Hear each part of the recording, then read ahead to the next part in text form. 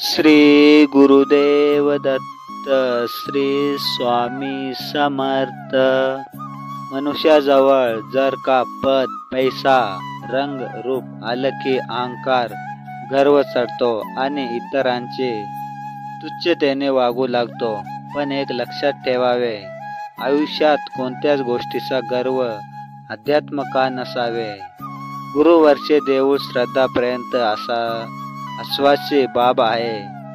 मी आणि योग्यताही वाढवायची असेल तर रोज नित्य एक पाने तरी गुरुचरित्र पाहिजे. गुरुचरित्र म्हणजे आपल्या गुरुविषयी लिहिलेले पुस्तक, ग्रंथ, गोष्टी, चरित्र, कथा, लीला, वर्णन. म्हणजे यामुळे आपले भाव, भक्ती, श्रद्धा होत असते.